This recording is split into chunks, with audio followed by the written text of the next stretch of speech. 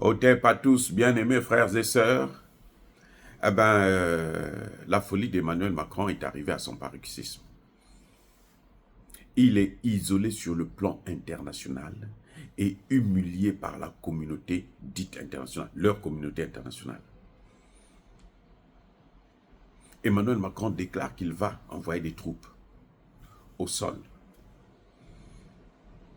en Ukraine. Les États-Unis disent ça ne se passera pas. L'Allemagne dit nous on ne le fera pas.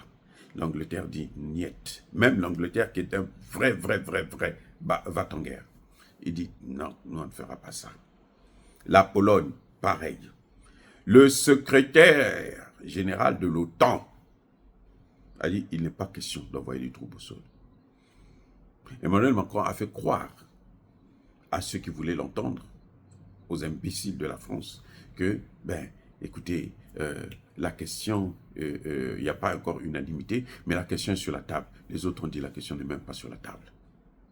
Si Emmanuel Macron ne connaît pas ce que c'est que la valeur de l'arme nucléaire, si Emmanuel Macron n'a pas connu la Seconde Guerre mondiale, ce n'est pas une raison pour envoyer le monde entier à l'abattoir. Une troisième guerre mondiale sera probablement une guerre nucléaire. Emmanuel Macron a le droit d'envoyer des mercenaires, d'ailleurs. Les experts le disent. Il y a des mercenaires de l'OTAN qui sont en Ukraine, qui combattent en Ukraine. Mais ils sont tous écrasés.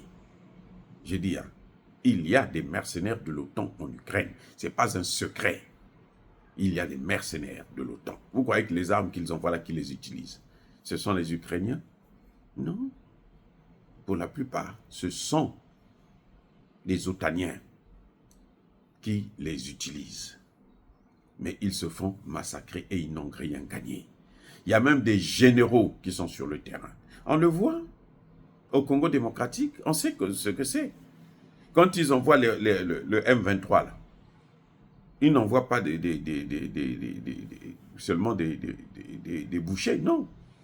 Eux-mêmes, les colonels, les généraux rwandais viennent pour encadrer les troupes. Et maintenant, de plus en plus, se font massacrer. Ils repartent dans des caisses. Eh oui. Donc, Macron, aujourd'hui, ne sait plus où mettre la tête. Macron, en fait, comme je l'ai toujours dit, je le répéterai tout le temps, Macron, son problème, c'est que il a une haine contre Poutine qu'il a chassé de l'Afrique, qui est en train de lui donner des chaos partout en Afrique. Je dis bien, hein, partout en Afrique, y compris en RDC.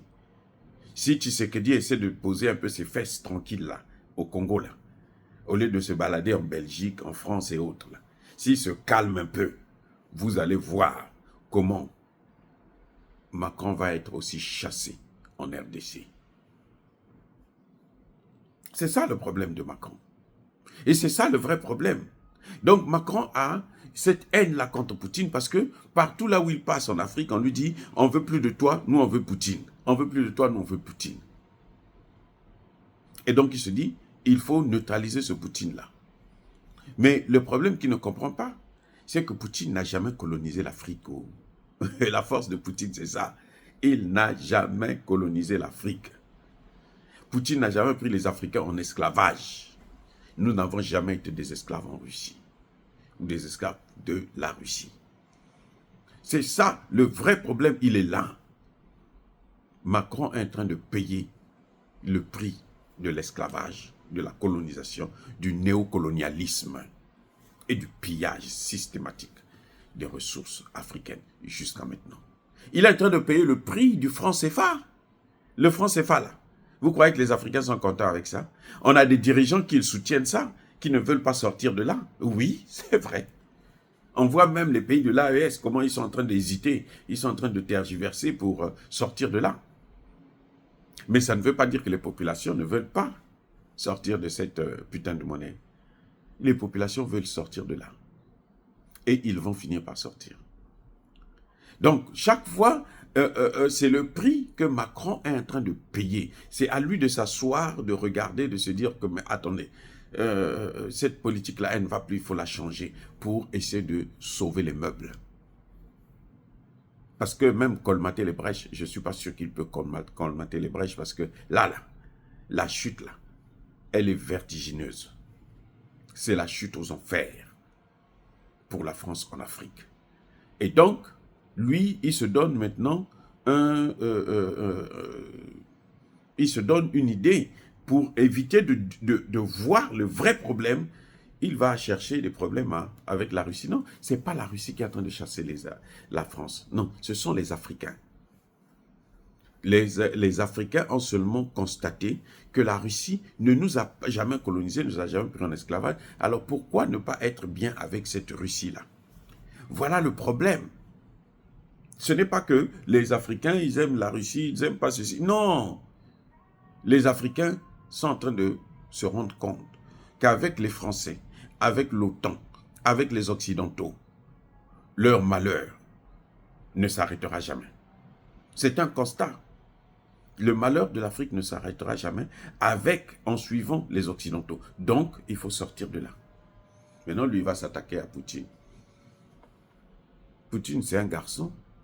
Et la France sait qu'elle ne peut pas mener la guerre seule. Elle veut entraîner l'Europe dans tout ça. Mais ce n'est pas l'Europe qui a demandé à De Gaulle de fabriquer le franc CFA.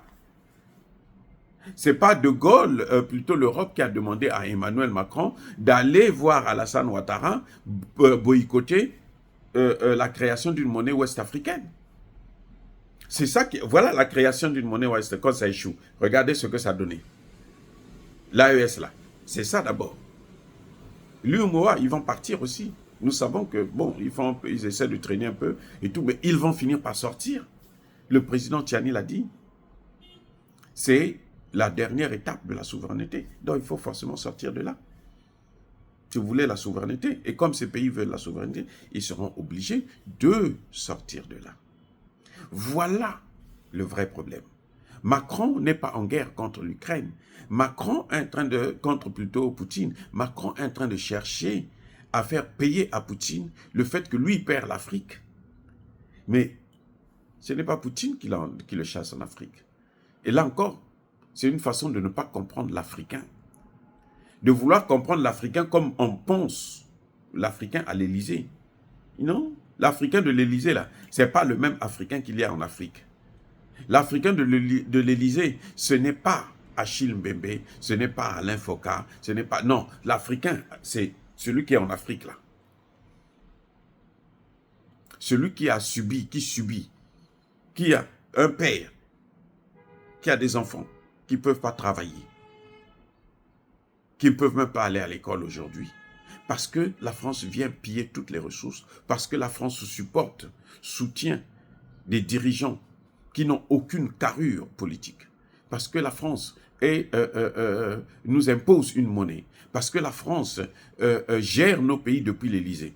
C'est cet Africain qui a compris ça, ces enjeux-là, qui est en train de dire non, ce n'est pas Poutine.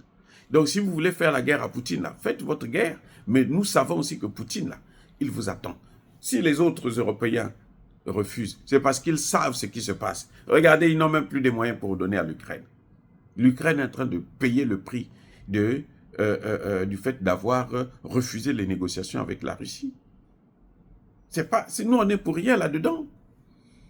Nous, ce que nous voulons là, c'est notre indépendance, notre souveraineté. Monsieur Macron, comprenez-le une fois pour toutes. Et plus vous allez insister pour nous créer des problèmes via la Russie, non, ceux qui négocient avec la Russie, négocient avec nous parce que nous, on fait partie de l'Europe comme les Russes. Oh, eh bien, vous ne faites plus partie de l'Europe là maintenant. Sortez de l'Europe. Sortez de l'Europe. L'Afrique, aujourd'hui, est dans le multilatéralisme. Si ce n'est même pas la Russie, si ce n'est pas la Chine, si ce n'est pas l'Inde, ce sera Cuba, ce sera l'Iran, ce sera la Corée du Nord, ce sera... L'Afrique n'a plus besoin de chercher des gens, des parrains pour vivre dans ce monde que elle-même a civilisé, que Dieu a créé pour elle d'abord. Bien-aimés frères et sœurs, soyez bénis. abondamment béni par le Dieu des Kémites et par nos ancêtres angélisés. Mais que tous ceux qui persécutent le continent africain le pillent et le déstabilisent, qu'ils soient noirs, blancs, chinois, arabes, juifs, indiens ou qui qu'ils soient punis, maudits, foudroyés, neutralisés, écrasés, effacés par le Dieu des Kémites et par nos ancêtres angélisés. Vive l'Afrique éternelle, j'ai dit et j'assume.